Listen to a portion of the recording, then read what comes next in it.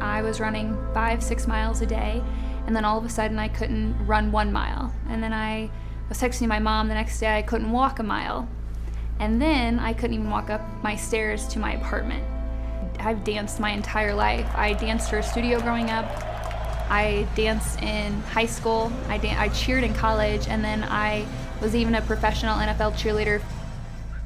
And that's when I got admitted back to a hospital in St. Louis, where I stayed there for about 2 weeks. When they sent me home with an oxygen tank and said, "This is gonna be your life," that wasn't an option for me. I knew that that was the end of the road for that hospital, but my mom and I were not gonna give up. And we came across Dr. J on Google when we typed in #1 surgeon for Pectus in the world. She popped up, and we thought immediately we had to go to Dr. J. Danielle describes very classic symptoms for Pectus excavatum. The patients feel like they can't get enough breath.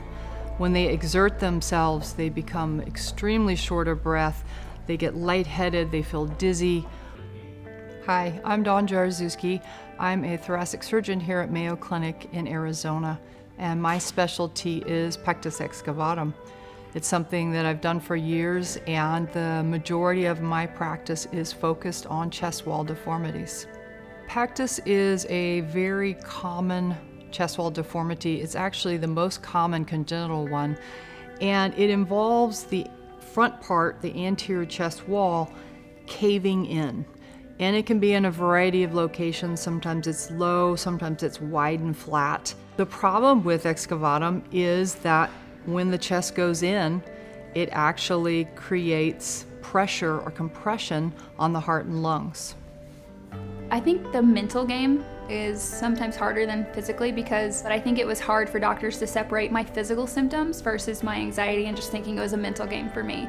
So being told I was crazy and just basically take your anxiety medicine, you'll be fine, versus you have an issue with your heart and your chest.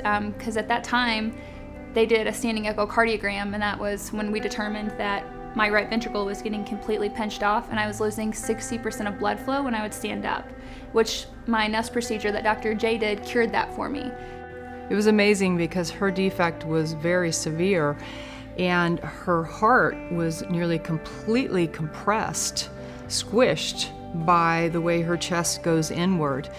And if you think about what the heart's function is, it's basically just a pump. So your body needs blood, and the blood carries oxygen. And when you exercise, you need more oxygen. And so the heart does that 2 ways. 1, it beats faster, so more blood goes through more quickly. And 2, it expands and increases the volume. They call it stroke volume. And so what happens with Pectus patients is that the heart is compressed, so the only way it has to give you more is to beat faster. Because it's restricted, it can't increase that volume. And so what you see is patients are fine when they sprint or they do really short things, but anything with endurance, anything when they're pushing out, they just run out of steam because the heart just beats for as long as it can and it can't keep up. I have 2 stainless steel bars. They've been in for about 6 months, and I get to keep them in for 3 years.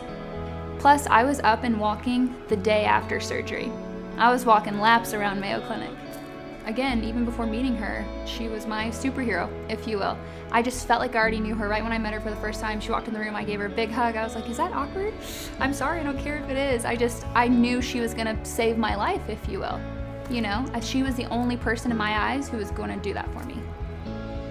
It was a long, frustrating, and frankly very scary road for Danielle, trying to find out what was wrong with her. And fortunately, she made it here, and we were able to diagnose her, do the testing that we needed to confirm that what was going on symptom-wise for her was truly related to her Pectus excavatum, and do the surgery correctly to fix her. My piece of advice for other patients who maybe feel alone or scared or like they have nowhere else to turn, make a phone call to Dr. Jaroszewski, fly out here to Phoenix and meet with her. She and her team of cardiologists will make you feel so confident, comfortable, and help you understand your body more. It is scary. Meeting with Dr. J will just reassure you that you're gonna be okay and you're in the best hands possible.